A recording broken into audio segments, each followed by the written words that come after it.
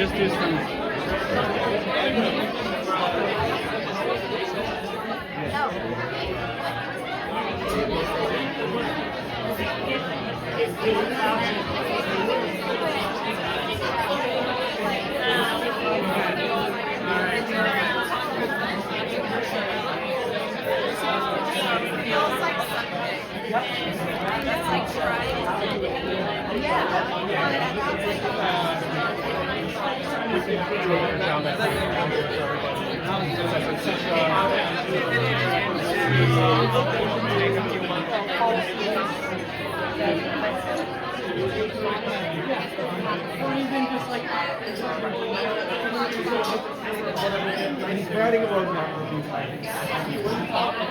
What? Where's the top?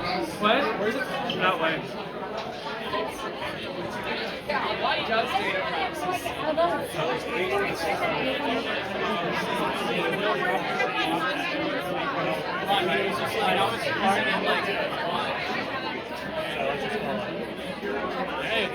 Oh, do you want to take pictures? Just with your phone? I don't have my camera. Oh, just to your phone.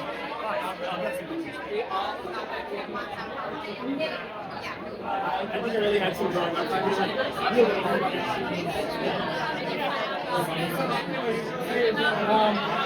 A former coworker. Ready? We're running out of time. Why? Well, yeah, you're right. Okay. Well, let's start. Jam. All right.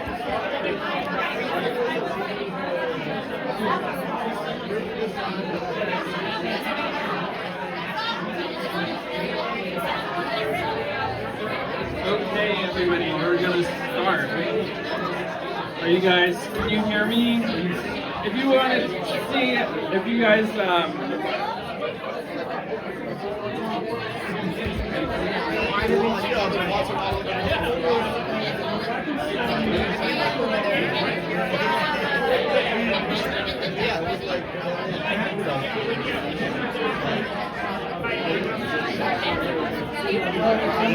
Okay. Quiet. Turn to your neighbor and say, neighbor, could you be quiet? Or could you, there's actually like room outside if you guys want to, everyone turn to their neighbor and say, neighbor, can you be quiet? It'll work in a distributed fashion. We're getting a tad of feedback too. And can someone figure out how to turn off the music? All right, we'll figure that out.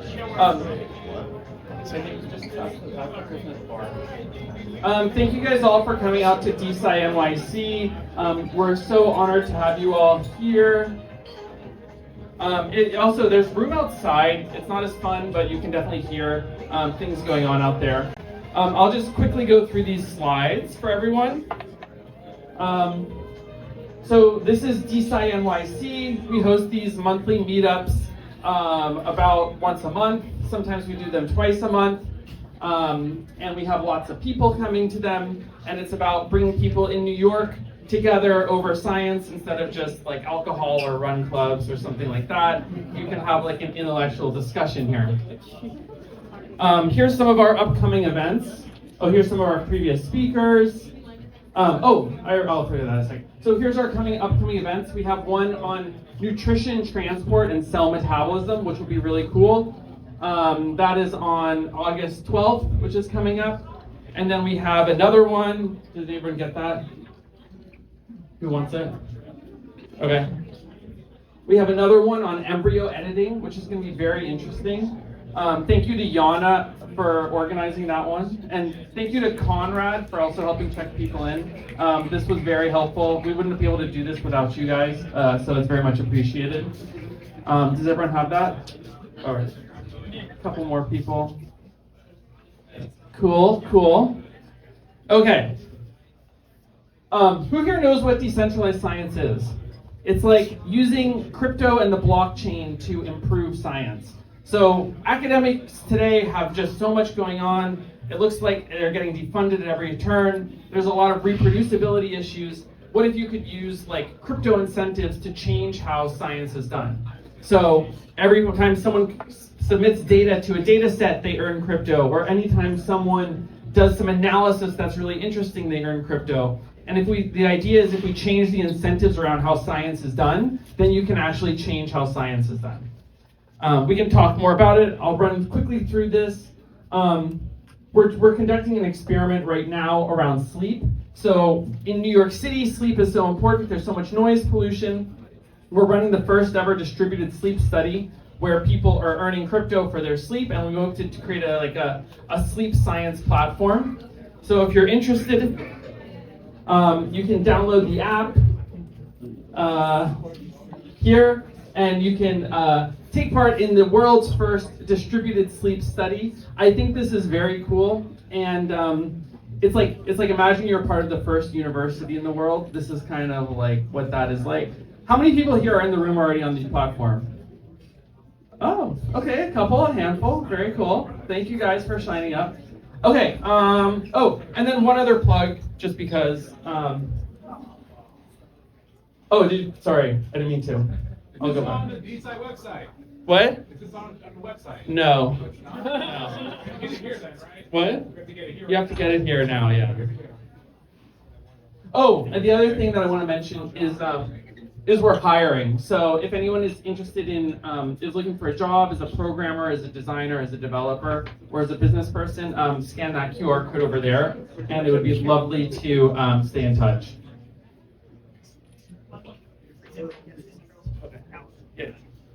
Okay, and then one other slight plug, if you're interested in AI and regulation, a couple of years ago I wrote this book on AI and law.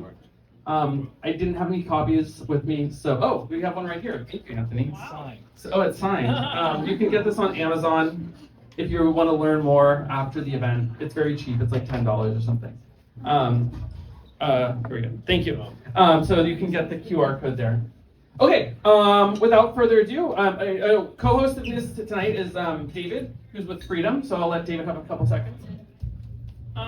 So thanks to Mikey and DeSci for helping put this together and host the event. So as Mikey mentioned, I am David Gobod, the founder of a company called Freedom. And what we do is we create open source, local first, and encrypted technology that lets you get your data out of big tech's cloud and own it so that it's truly private and gives you truly private AI. And as I was working on this, I discovered Alex and his bills actually, and wrote a little blog article or Twitter, and then emailed him because I wanted him to talk more about what he sees as the future of AI and how it should be regulated, because I think it's an extremely important question. And what we say at Freedom is the only way to be free in the AI age is open source and private AI, because otherwise we all basically will end up plugged into some closed source cloud AI. It'll be like being plugged into the Matrix and you just sit on the Wall-E conveyor belt. But it's very important how the regulation is done so that we also don't actually lead the AI age in the US. So I think it's the most important question really facing us today to get this right. And I'm super excited to introduce Assemblymember Alex Bores, and I want to thank you for doing this. He's the Assembly member for the 73rd District, which I think includes Murray Hill. Is that sort of that area over there? Just a little bio before that, he worked at Palantir, and I believe he also did, I forgot the number, some COVID fundraiser effort on, you can say more about that. But thank you for being here, and very excited to learn about your bills and your thoughts on the future of AI. So thank you. Thank you. How's everyone doing?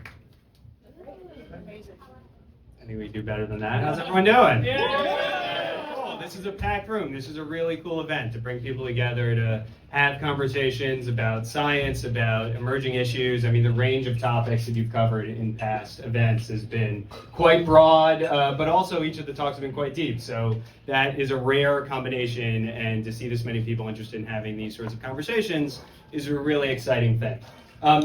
just to get a sense of the room, how many people work in AI, as you define it, broadly defined? Okay, cool. How many people work in politics?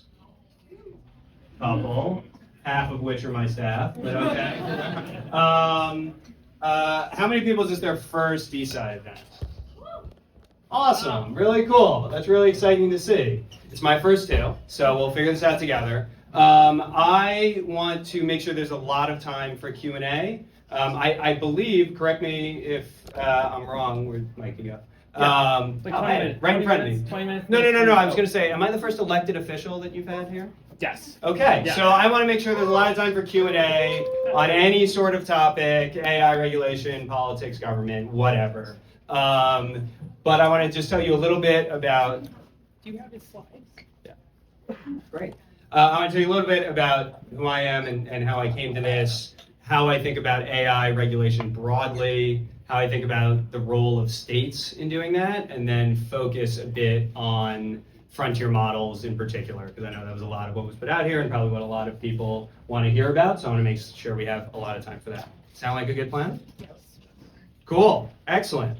Let me just check my time here. Great. So my name is Alex Bores. I'm the state assembly member for the 73rd district, which is much of the Upper East Side, Midtown East, all the way down to Sutton Place. So 32nd Street to 93rd, 2nd or 3rd Avenue to 5th Avenue, plus Sutton Place, so in the 50s all the way to the river. How many of you are or might be a constituent?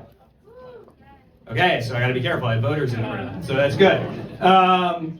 But I worked in tech my whole career before I ran for office, which is pretty unique. I was at, yeah, cool. Oh, that comes up.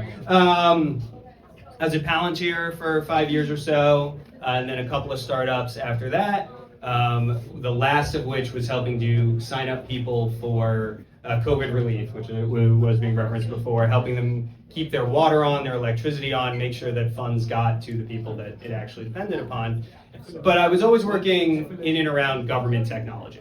And so when this seat opened up, I had a lot of hard conversations and fun conversations with friends about, do I actually want to run for office? Is this the sort of thing I want to do? I saw it as a chance to, instead of being downstream of policy and trying to fix bad policy through tech, actually go upstream and design policy right the first time. And, a friend of mine finally was like, listen, run for the seat. You don't know if you're going to win. And if you win, if you hate it, if you can't be effective, in 2 years, in 4 years, you quit. But in 2 or 4 years, you can't say, now I'm going to run for the open seat. Like, these opportunities happen when they happen. And so I decided to run. I would do a side note that if any of you are interested in running, like, please come talk to me. And also, like, I encourage you to. Again, what's the worst that can happen? You get there, and then you get to have a fun time. But I decided to run, and during the campaign, I would talk about, hey, if I'm elected, I will be, and this is true, I became, the first Democrat elected in New York State at any level with a degree in computer science. Which is, it's a fact that I find 10% cool and 90% horrifying. But it is a true fact. And also, when I'd say that to some people, you might be surprised that the reception wasn't always what the reception was in this room. Sometimes when I'd mention that to voters, they would say, what does computer science have to do, what does AI have to do with government? And then, of course, ChatGPT comes out right around Election Day, right around November 2022, and I haven't gotten that question since. I work on a lot of things as a legislator, but given my background and given the speed with which this is moving, tech has become a large portion of that portfolio. So I want to talk about AI broadly, as I said, and then the states, and then the frontier models. But when I think about AI, and for those of you that work in it, apologies at how basic this will be, and for others, I hope this is interesting. But I think the thing that most people miss about it is that this is going to move faster than any technology that we have ever developed as humans. And the bounds of what is possible are as wide as any technology that we've ever developed as humans. And the only thing that comes close, and I think it's useful as that analogy, is nuclear fission. Right? If you place yourself in the 1930s and there's this new technology coming, and on the one hand, people will tell you this will lead to, utopia, because we will have clean, unlimited, nearly free energy for everyone through fission or fusion was promised at the time, which we're still waiting on, right? That's the upside. And the downside is, Armageddon and nuclear apocalypse and bombs raining down. But both of those in the 30s and the 40s were reasonable thoughts as to what the future would happen on any time frame. And obviously, we've charted some path that is neither of those things. AI is itself that broad. And so I don't like thinking of individual legislators or individual people or individual views as, oh, you have to be pro-AI or anti-AI. When people ask me, should I be excited by AI or terrified of AI, I say yes. And that actually, I think, leads to a useful breakdown in the kinds of policies that all of us are trying to pursue. There's basically 3 questions that I ask when I'm looking at an AI policy. I would encourage you to do the same. So the first question is this policy optimistic or pessimistic on AI? Right? Is it thinking, hey, this is a useful building block and maybe we just need to clean up the edges, or maybe we need to encourage adoption? That'd be optimistic. Or are you mostly worried about protecting the downside risk? Is it short-term or long-term? Is it dealing with things that are already here right now? Is it dealing with bias? Is it dealing with discrimination? Is it dealing with data transparency? Or is it dealing with long-term? I don't necessarily mean things that are, way out in the future, but perhaps where it's going and trying to skate to where the puck is headed. And that's what I think the Frontier Model Bill is. And then whether it's use case specific or whether it's general. Is this something that is just applying to a particular industry, or is it applying to AI models themselves? And I think we have a lot of philosophical debates where people stake out one of those 8 potential places and say that is where all regulation should be. I think that's a pretty naive way to look at the world, because in general, we should be focused on bills in each of those places. So I have bills that are working on encouraging the adoption of an industry standard like C2PA, that is a free, open standard that industry has developed to establish content provenance, which is an optimistic, general, short-term bill, right? I have bills that are focused on training data transparency to know what's going into an algorithm, which is a short-term, general, probably pessimistic bill. And then I have things like on frontier AI models where I'm really focused on what is the risk that is coming from some of this AI development, and how can we ensure that we keep us all safe while we get the many, many, many benefits that we all want from AI, right? So that's where I'm going to focus today. And I'm going to use a little bit of my slides here on this. Thank you. We'll scroll a little. The punchlines will be killed as I scroll, but as long as you just laugh just as hard as if it had popped up in a transition. But I can scroll. Oh, thanks, Anna. So why am I focused on frontier model policy now? Well, Just slide. 7 months ago, Anthropic said government urgently needs to take action on regulation in the next 18 months, right? So that gives us 11 months left. That's April of 2026. We prefer it at the federal level, but the federal level isn't moving fast enough, so we'll take it at the states. Scroll down to the next one. Last year, California worked on a bill, SB 1047, that passed the legislature overwhelmingly, but then got vetoed by the governor. He impaneled a commission to study the question of AI and say what should be done at the state level. And 2 months ago, that group came out and said, no, go ahead, go up. That group said, policy windows do not remain open indefinitely. That with AI moving as quickly as it is, if you set standards right when it's starting that everyone can use, well, then the cost of adoption is pretty cheap. But if you wait too long and people get on specific paths and you have path dependency built in, maybe you can't actually do regulation that would have made sense. And they encourage action to happen right now. And then, of course, this says 9 days ago, but it's 8 days ago. I'm giving this talk tomorrow, but if you scroll down, 8 days ago, ChatGPT, when told, hey, allow yourself to be shut down, said intercepted and didn't allow itself to be shut down. So we need action now. So let's talk about why the state level is important, and then we'll talk about what we're trying to do about it. Go to the next slide here. Oh, okay, sorry, no, thank you. So when people think about policy, most people think about the federal government, obviously. Most people don't think about state level regulation or, well, here's a fun test. And remember, the camera's on me, not on you, so you can be honest on this. Raise your hands if you know who your state assembly member and state senator are. Okay, we got a few, about the same numbers of people that work in politics. And that's fine, that's normal. That's the way most people think about these things. But actually, most of the laws that you live under, most of the laws that are passed every year, most of the things that directly impact your life happen at the state level. New York last year, I think, passed some 600 laws just last year. Congress as a whole in 2023 passed 27. So most of what's going to impact how we work actually happens at the state level, which is a good reason to be focusing on it. If you are someone who wants reasonable regulation, whether it's encouraging AI adoption, like my C2PA bill, or it's worrying about the risks, like my Frontier Model bill, I would encourage you to focus on the state level. You get 50 bites at the apple instead of just one. You can actually talk to your legislator a lot more easily than you can to your federal one.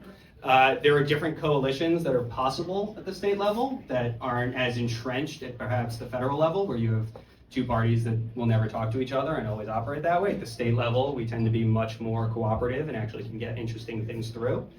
And frankly, we move faster. Getting a bill passed at the state level is generally easier, which is why they refer to states as the laboratories of democracy. We can try these things out. I don't think any of my bills are necessarily the right one forever for every state. But I think they're steps in the right direction, and if they're wrong, we can adjust them. And if they're right, I would love nothing more than the federal government to take them on and to pass them, right? That is the laboratories of democracy functioning. So let's talk a little bit about frontier models and the focus here. So these are current proposals. I know you can't read this in the back. I can't read it in the front. But these are current proposals at the state level to regulate frontier models. I think there's 8 that were there at the start of session, open to feedback if people know of other ones, but we'll go through very quickly. They're listed in order of when their session ends. So these first 4, basically sessions already ended, these bills are not passing. Colorado on May 7th, Vermont on May 30th, Illinois May 31st, Texas on June 2nd. Different approaches on how to regulate AI, with Illinois really focused on transparency around the your safety and security plan. I think had the most chance of passage this year. Colorado was really just focused on whistleblower protections. Texas started off as a really broad frontier bill, but was edited down to not deal with frontier models, so listed but not there. And if you scroll to the next slide, these ones are all in some ways still live. I'll work backwards. Massachusetts is the last, November 19th. It is basically a copy of SB 1047, for those that followed that debate last year, but we'll see how that evolves in Massachusetts. California, where SB 1047 happened, the same senator, Scott Wiener, has a new bill that is basically exclusively focused on the whistleblower protection piece, making sure that if you work at one of these labs or you're a contractor for one of these labs and you see a truly catastrophic risk, that you can raise that up without fear of losing your job, even if what you're raising up is not behavior that is illegal, but is that risky for everyone. Rhode Island has a very different approach, but one that's interesting, which is strict liability for AI models. So it basically says government isn't going to tell you how to do anything, but everything that goes wrong is your fault. And so you just internalize all of the risk. We trust you to make the right determination on what it is because you're the experts, but we're just going to be clear that you are responsible, so do with that what you will. And then you have my bill in New York, the RAISE Act, which is where I'm going to spend a little bit of time here. Okay. Great. So the RAISE Act is focused on frontier model developers. So you need to have spent $100 million in training frontier models. Frontier models are further defined as either $100 million on one model and 10 to the 26 flops, mathematical calculations in order to generate the model, and that's what I mean by flops, or you were created via the process of knowledge distillation from another frontier model. And knowledge distillation, again, for those not now, is a very specific process where you are taking the final nodes of a neural net and using that as output to train a smaller neural net based on a larger one. It's the process by which DeepSeek was created. If you were doing that specific process to make a nearly as capable LLM from another frontier model and spending $5 million to do that, that would also apply. But largely, regardless of which method you use, it only applies to companies, not academic research, that have spent $100 million in training costs for their models. And it asks you to do 4 things, which are largely in line with commitments these companies have already made to the Biden voluntary commitments and to the Seoul commitments and the Hiroshima commitments, many ones that they've already made publicly. Which is they have to have a safety plan. They have to have that safety plan audited by someone who isn't them. It's not government, I'm not insisting that, but someone who doesn't have this sort of direct financial interest. They need to disclose critical safety incidents, so things that are truly raising the risk of something bad happening. We define that very strictly in the bill.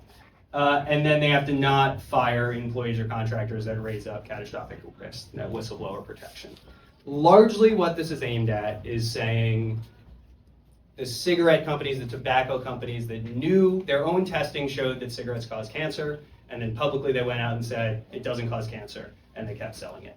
Or the oil companies that their own research told them, hey, this is going to cause climate change, and then they went and testified publicly and said, it doesn't cause climate change, let's keep selling it. This is saying you write up your own safety plan ahead of time when you don't have economic pressures, you state what would be a reasonable and unreasonable risk, and if your own testing comes back by the standard that you set up and says it's unreasonable, you don't get to change that after the fact, right? That you're actually held to that standard that you designed in the first place. Yeah, I think let's go on to where it is. So this bill is something we've been working on for almost a year at this point. I generated the first version back in August based on a lot of the feedback to 1047. I actually accepted about 95% of the feedback that was out there. I then sent a version of it to 6 or 7 major labs, got feedback, got red lines on it, made a new version in December, sent it to them again, got more red lines on it, introduced this bill in March. We've been working to pass it in the legislature, which again, our session ends June 12th for the Senate, June 17th for the Assembly. Don't ask, or do in Q&A. But today, in Albany, I was there. We just had the debate. I just got off the train. It passed the Science and Tech Committee in the Assembly. So we're on our first step there. It'll go to the Codes Committee hopefully next week, and then eventually be scheduled for debate on before June 17th. The Senate, it is still in the Internet and Tech Committee, but we are similarly hopeful that it'll move there, and the Senate tends to move bills more quickly. So before I open it up to questions, I'm coming right up on 20 minutes here, I want to do a quick pitch. You have 4 minutes. Sorry? You have 4 minutes. Thank you. I want to do a quick pitch on how anyone who's interested can help, which is legislatures can seem really far away and really disconnected. I won't speak about the federal one, but at the state level, we really do respond to input and to feedback. I can give you countless examples of bills I've changed of mine because of feedback, conversations I've had with colleagues that have led to bills being changed, bills I even decided not to do after some feedback, and votes that have been affected based on hearing from constituents. And so if this is a topic that interests you, and since you're here, I assume it's a topic that interests you, you can always reach out to me if you have a specific thing on my bill. My email's not on there, but we have cards, and it's my last name and then my first initial, so Boris A at nyassembly.gov. We go through everything, send any feedback. If this is a concept that you find interesting, and I'll say again, whether or not, like if you're not 100% in agreement with the bill, but you're 80, 90% in agreement with it, send me an email with all the things you'd like changed. We'll look through it. But also we're in a really critical point where we might get this or nothing. And so your input, especially if it's to someone other than me, because I'm in support of the bill, but if it's to any other legislator, can really make a big difference. And I want to emphasize to you how much you have power in this circumstance to really change where regulation of tech is going. And so the first QR code will take you to a page, the second QR code will take you to a page where you can email your legislators directly. You put in your address, it'll tell you who your assembly member and senator is, and you can send them a message to support this bill. The first one, if you are part of a nonprofit or an academic institution or a company, you're part of some organization and can speak for that organization as to why you would like a bill like this, that will help generate what's called a memo of support, which goes to our internal staff experts to say, oh, hey, people in industry are caring about this and looking at this. So do both, do either. Also always email me. I think to go back to the theme of decentralization of science and how individual people are going to have a lot more power going forward. You as individuals have a lot of power in what happens in the next few weeks in terms of regulation of tech, regulation of AI. Are we building a system that protects us from the worst while enabling and empowering the best? And I welcome you all to that fight. So thank you for coming to this. Thank you for being involved. Thank you for reaching out. And I'm really excited to answer questions. So thank you. So yeah, I'll start with just two questions. One is there is the federal proposal to enact a 10-year ban basically on states regulating AI because of the concern of if you end up with 50 different state laws, how can you make an AI app or foundation model? And the concern is it'll really hold the US back. Like you already look at Europe and Apple and companies are not releasing features over there because they don't want to deal with the laws. And then I think the second really important question is on export controls, right? So you had what was known as the Biden diffusion rule. It sort of, limited the export of, call it the H100s or the leading NVIDIA chips to China. And, there the argument is, yeah, that's the right thing to do. You don't want to give them like nuclear bomb tech. On the other hand, it's unclear how behind China is. They have now, I think, the leading open source models. They've got 5 of them. What's super interesting is that China has adopted the open source approach, which is what the US really did sort of with the Linux and during the internet age, which let us win. The concern is here, you don't give them the NVIDIA chips, they will develop their own, and then the rest of the world that's cut off will then use the China chips. It incentivizes them to spend tons of money and resources developing their own chips that will become better and, like Huawei, run the rest of the world. And I think even with the open source models today, it's a great risk if China trained models end up running the majority of the world, because I think that's what will happen. So I'll do them in reverse order. I agree. I think it'd be bad if China-made chips run the world. And I don't know that there's as direct a link, perhaps, between the export controls and that. If the export controls were only the US and no one else can have them, you start to have more of that risk. If you think about how you engage allies with it and give access, maybe you can build a system that's broader. You can think about what we were able to do with the US dollar in the financial system, where if you play by the rules and there's certain privileges that come with that, that the current administration seems aiming to take down.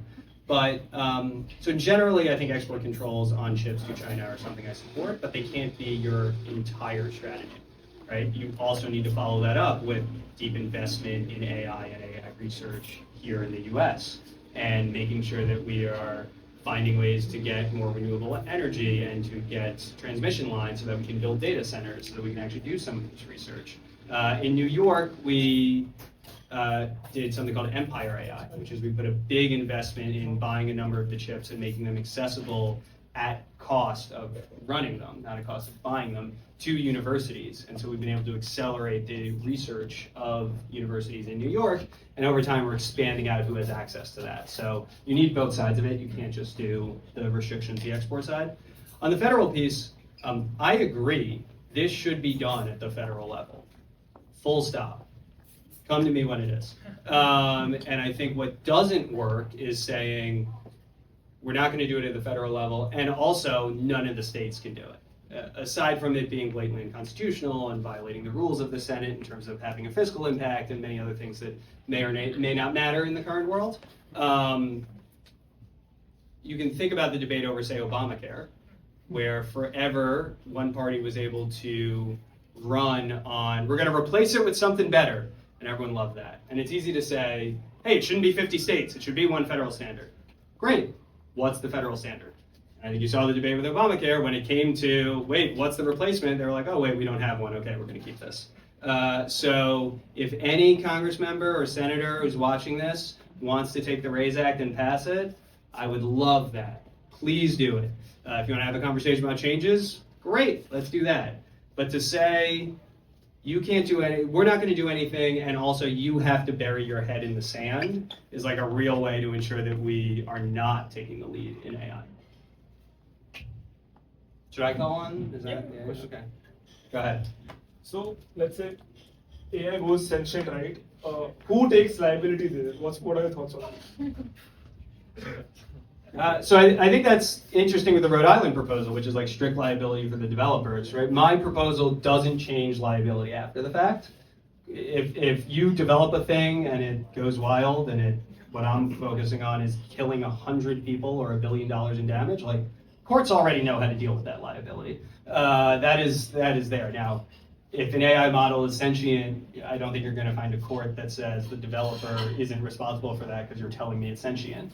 I think there's still some implied responsibility there, but it is an important question of when you release a model out into the world and someone modifies it, how much is the original deployer, how much is the original developer, how much is the person who deploys it. I think those are tough questions that Rhode Island bill is trying to resolve, and I have a separate one thinking about that, but not one that I'm emphasizing right now. Yeah. Cool. I'll jump over here. Okay.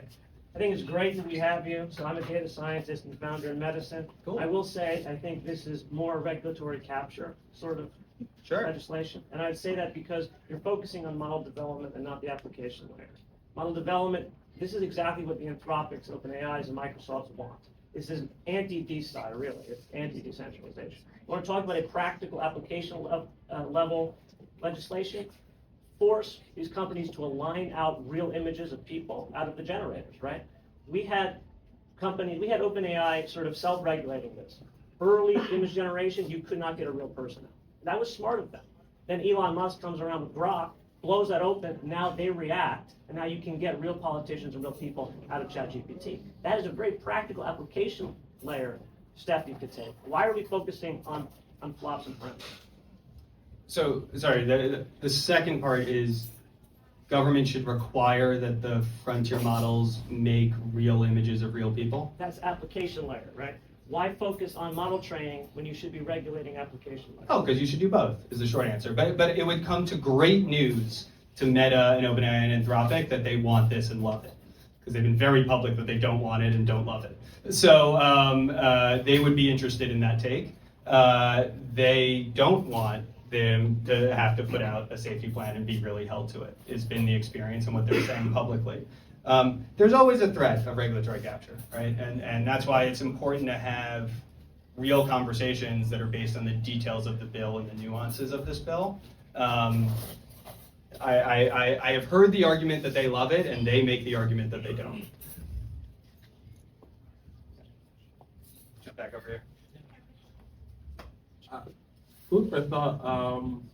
What do you think the impacts would be if we held investors liable as well as developers? Just out of curiosity. I don't know. That's a really good question. I think I would dive in again to liable for what and when, right? And I think that you don't want to create a situation that dissuades people from investing in new risky ideas. I think that's a very important thing to develop. There's certainly some standard by which they're not doing any due diligence and putting money into a thing that maybe it crosses over, but that is a thing you want to be careful of, because you want to encourage a lot of competition and a lot of robust aspects, and that's why this bill only kicks in when you have trained a frontier model of $100 million, right? This is going to apply to 8 to 12 companies right now. I want to encourage a lot of innovation at a smaller level. Maybe we'll, go to the back here. I don't know if the mic can go. Go ahead. Hi, I just wanted to ask about the enforcement mechanisms in the bill. I also wanted to ask if any of the folks that would, or the companies that are going to be under the jurisdiction of this bill donated to your campaign. And I'd also like to know if, or just what your game plan is for, the Anthropic CEO just said that white collar entry level jobs are going away. Yeah. What is your plan for the constituents in your district? What jobs are you going to create for those white collar workers that are being displaced? Yeah, cool. I have gotten contributions from companies that would be regulated by this and by trade associations, all of whom really oppose this bill. So there's that. But yes, they've been a very, very small part of my fundraising, and because I talk to everyone and I prefer from people. But yeah, no, that's a great question, and it's public record. The enforcement mechanisms are through the Attorney General. So the Attorney General can bring a civil suit if aspects are brought here. It's not opening up a private right of action or allowing for sort of that harassment. And I'm sorry, the last question was? In your district, white collar. Oh, yes. No, I think I'm incredibly worried about what this will do to jobs in the long term. Because throughout history, as you have created new technology, it has destroyed some jobs and created new ones. But the rate of change of a person's job was usually once a lifetime, right? For most of human history, you were a farmer, but even you would do one job your whole life. And if your job got disrupted, okay, you could retrain to a new job. You'd be good in that job the rest of your life, and the next change would come afterwards. Obviously, none of us are in one job for our lives anymore. And even so, we're entering a point with AI, which is a step beyond that, which is you get replaced in a job by AI. You go try to retrain for a new job. AI can train faster than you. So by the time you're ready for that new job, AI is also ready for that new job. So what does that mean for a broad workforce? I don't have the answer to that. I think it's some bit of ensuring that more people own capital in what they are building, whether that's through equity that workers get, whether that's equity in current licenses and how we transition that. I think that there's some really unique, interesting ideas there. People that have gotten licenses in trades and then that trade is no longer being used. Can you convert that to equity in some way? I think UBI is going to be part of the conversation. It is an unsolved problem. I would love deep thought on. Yeah. Thanks. Cool. Hi, thank you so much for taking time. Incredible speech. I wanted to ask. So I'm writing I wrote my thesis. I just graduated. Congratulations. Thank you very much. On regulatory capture and regulation in the EU and the US, and I looked at how the EU AI Act actually wholly exempts national security and defense applications, and of course the US doesn't even come close. So I know, of course, at the state level, city level, we're not looking at defense whatsoever. We can't. But I guess I wanted to think about. I have two questions. One is, what's the ideal? Large question, but what's the ideal defense regulation state beyond what we have with voluntary commitments? And two is, a lot of this is due to lobbying, right? I mean, mine was just tracking the sheer money. And how do you think of improving US lobbying reform? Sorry, really big questions. No. Thank you. Questions after my own heart.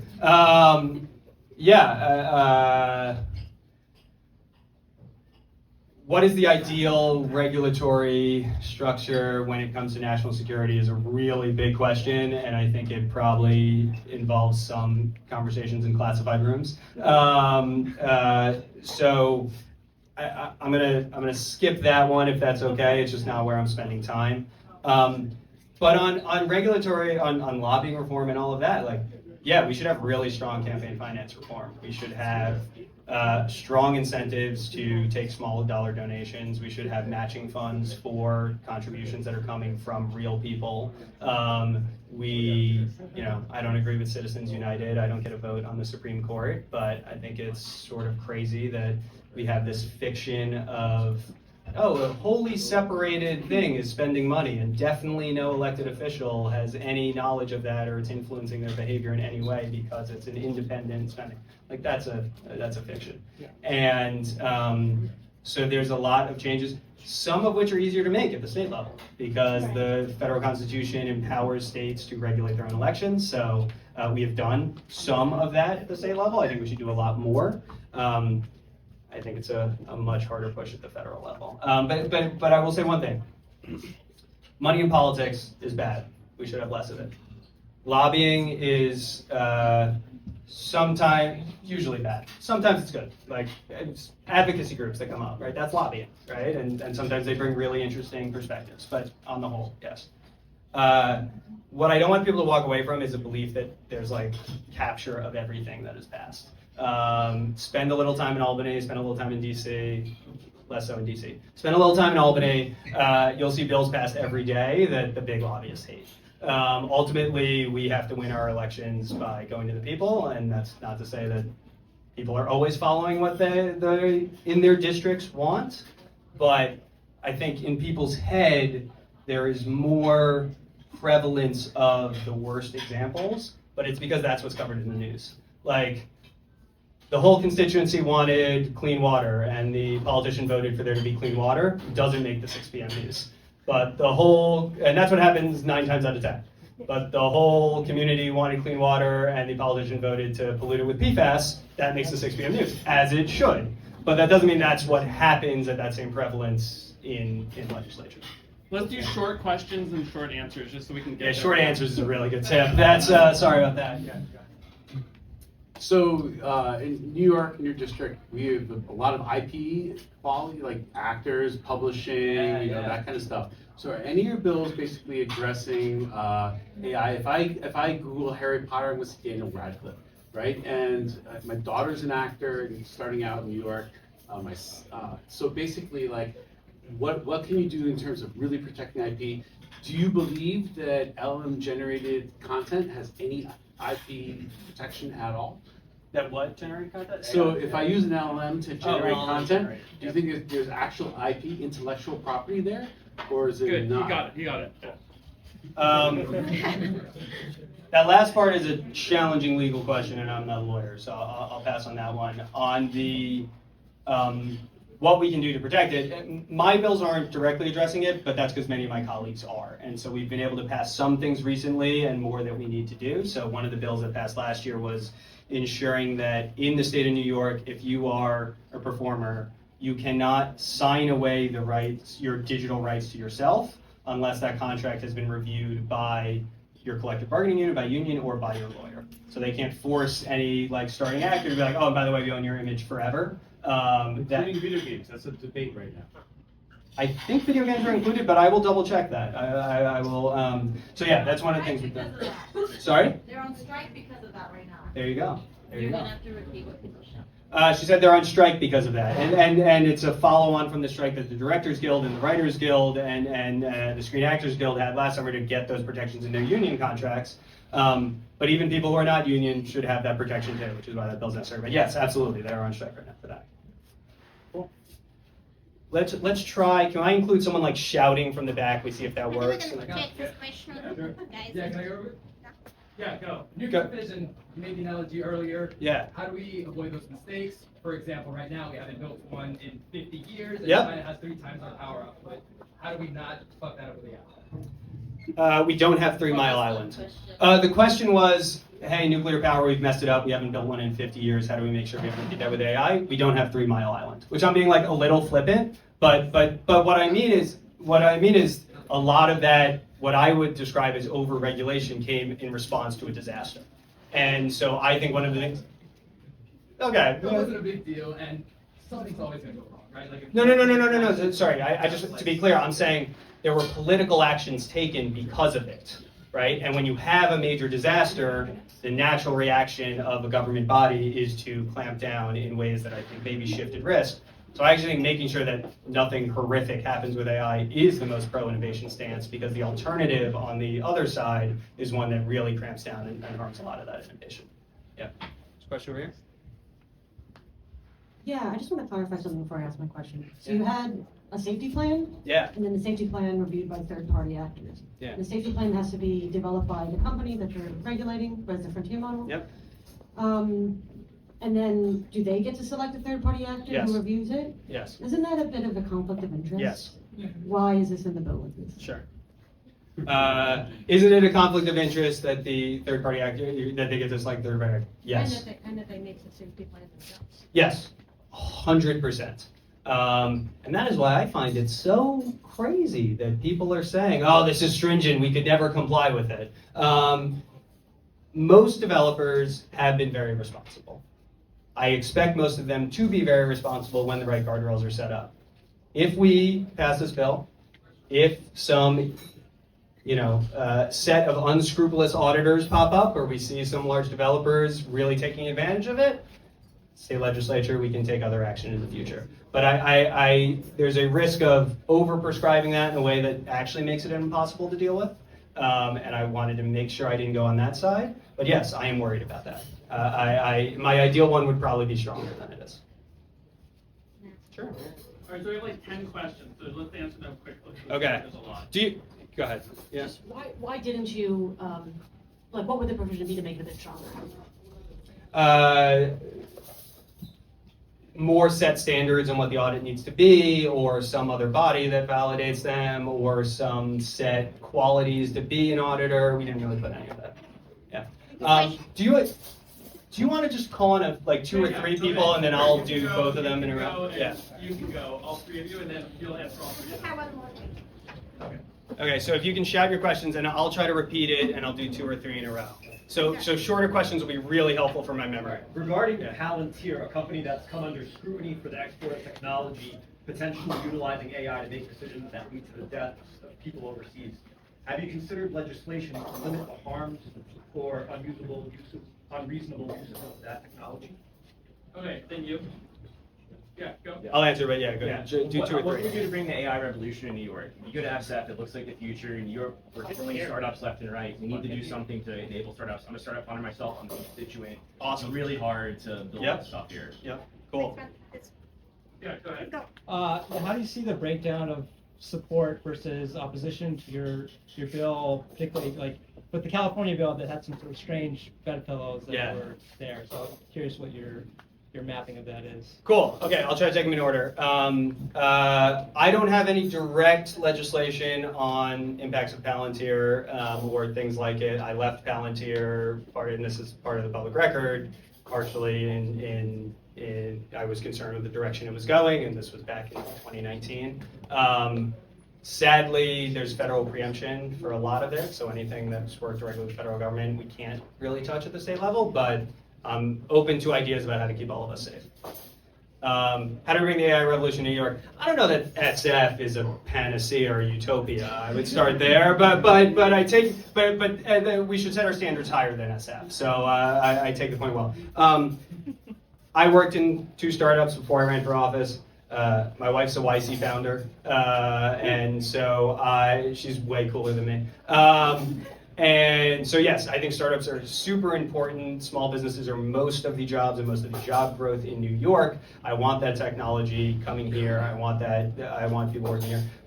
There's a lot of different things we have to do. Part of it are specific investments we can do in AI. I talked about making it easier to build data centers, to get transmission, to get you hooked into fiber. Part of it is investments like Cornell Tech and Empire AI, where we try to create these centers that can bring people together, that you can have those conversations that then spur the next idea from it and continue to put more support into it. One of the things that New York is doing in its budget, and I believe it's the first in any other state, is empowering the government to actually make venture capital investments in AI startups. So we're like directly putting funding back in to encourage growth. But also startups, AI startups, like any other business, there's a lot of regulatory red tape. And there's pieces that we could work on to make it easier to found a business, to keep that open, that I think the legislature really needs to focus on. It's a quick answer there.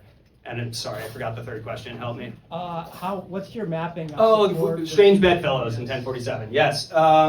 Similarly strange here. I have the large companies that it would actually apply to telling me this would end the world, which is funny because that's what the bill is meant to avoid. I have small companies telling me that it's regulatory capture and it's just benefiting the large companies. And again, I tell them to talk to the large companies. But we actually have a number of memos of support from New York startups. Like people that actually read the bill and look at it have found that like, oh, hey, this actually makes a lot of the technology we depend on safer. So we want that. We have support from venture capitalists. I was on Bradley Tusk's podcast, which is coming out in a few days, who's strongly in support as well. So most of the people that have like looked at it that represent small ones actually support it. And so that's maybe been an interesting change from 1047. And more people will pop up. So yes, it'll be odd. Yeah. Okay. I don't know if. Oh, yeah, go ahead. You, and you. Yeah, go ahead. Start. Speaking of Palantir, I just have a political question. When you ran for office, did your opponents use the fact that you used to work there against you? Well, it's like, the Peter Thiel connection. And if not, do you feel like that was a missed opportunity? Okay. I'll do that one quickly.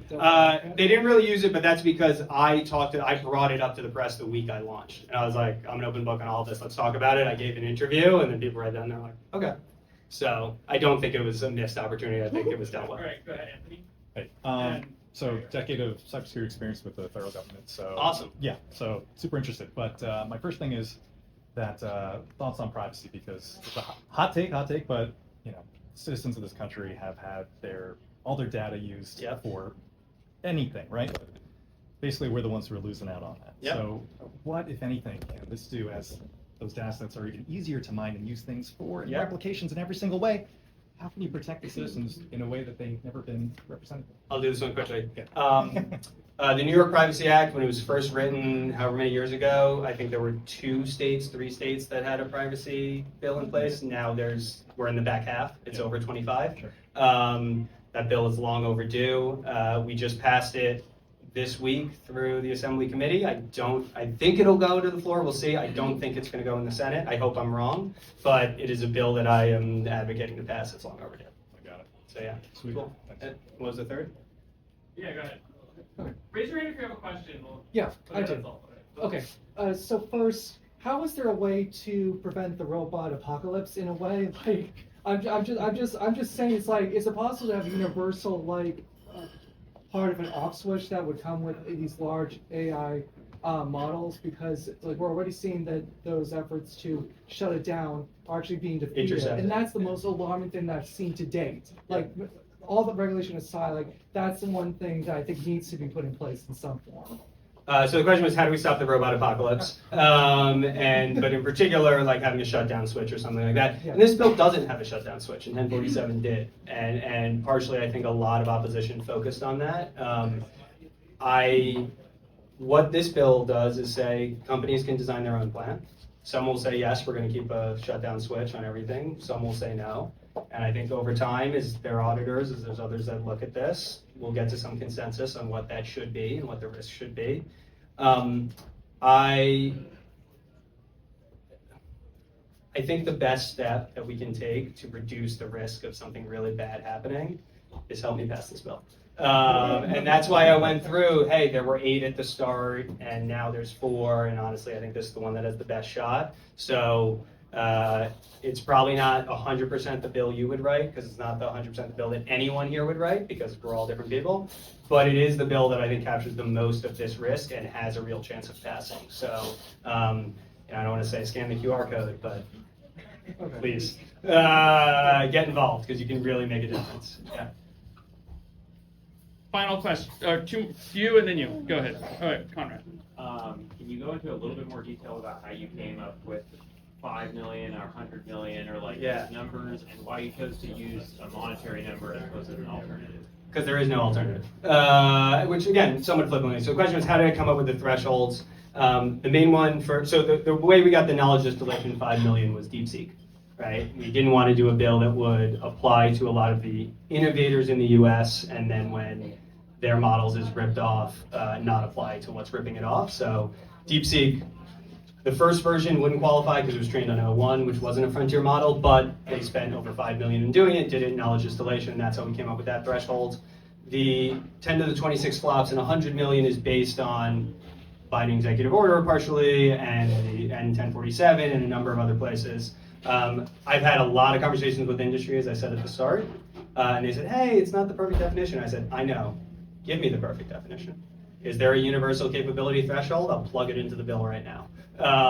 Should that threshold be a higher number than it currently is? Let me know when you agree on, and I'll put it in right now. And I made that offer in August, and in December, and in February, and now here we are in May, into June. I stand by it. If industry wants to come together on one threshold for what's a frontier model, let's talk. This is the best that's been published, so it's what I'm using for now. Do you hear? Oh yeah, go ahead. Last 2. Curious to hear your thoughts, or if there's been any discourse at a policy level on the environmental impact of AI. Just things like, you reply thank you to ChatGPT and uses the same natural resources as like 5 evaporated lakes. Yeah. It's a great question. My colleague, Senator Kristen Gonzalez, has been looking at this, and I think has introduced a bill on reporting on the environmental impacts of building data centers and of using it in these ways. So it is an active part of the conversation. I don't know if I explicitly said this at the start, but I don't believe the RAISE Act or even my package of AI bills, I think I have 9 right now, is covering everything that needs to be covered in AI. That'd be like saying I have 9 bills on the economy and it covers everything in the economy, right? There's a lot to do, and as a legislature, we work together as a team on all of those, so that is part of the conversation for sure. Yeah. Cool. Amazing. Well, thank you. Thank you. Over here after. Okay, so thank you all, and thank you to the Saint for hosting us here today. And I encourage you to get a drink, get some food, talk to Alex, get interested in DeSci, and we'll see you next time. Thank you, guys.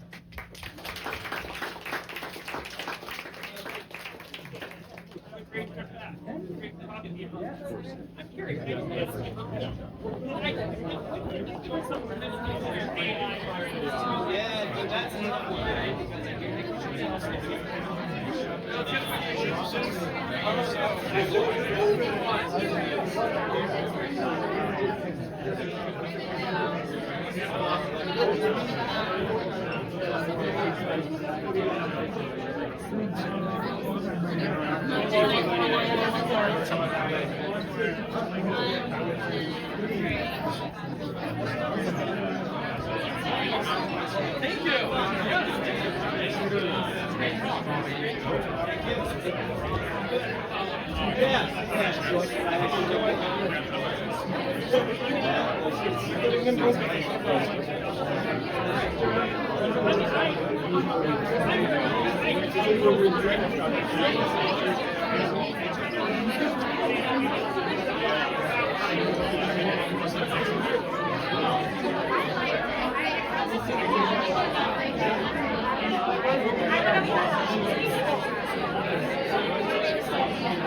Oh,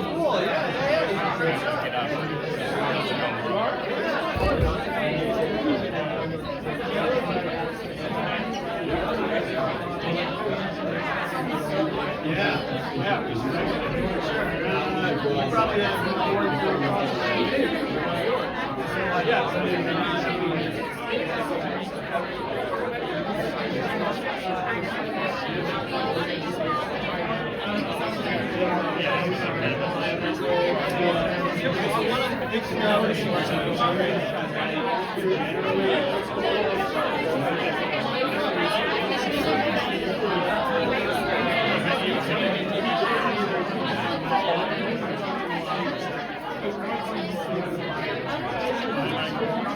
Hi guys.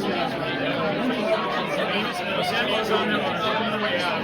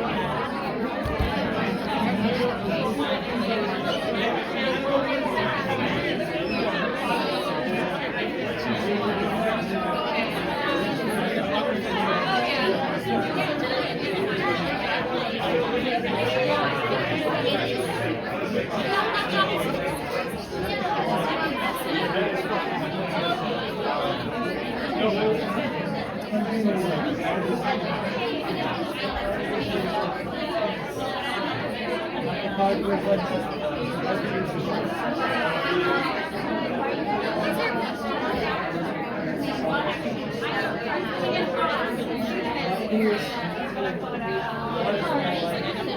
what is the breakdown? Thanks for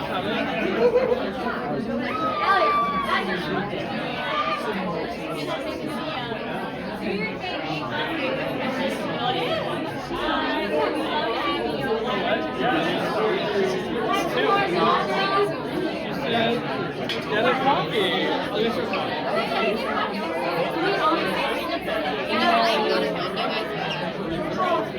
Plenty of time with that.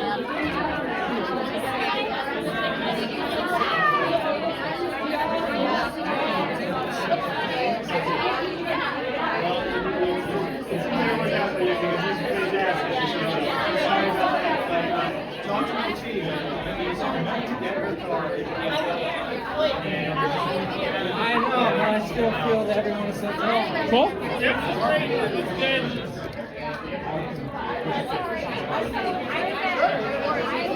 Mission accomplished. Hello.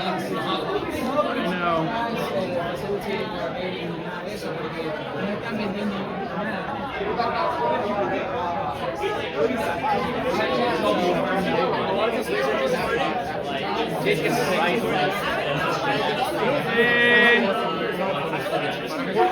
It's like hard to say.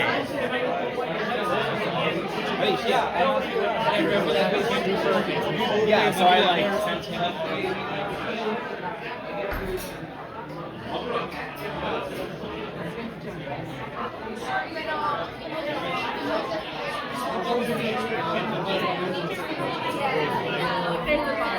Thanks for coming.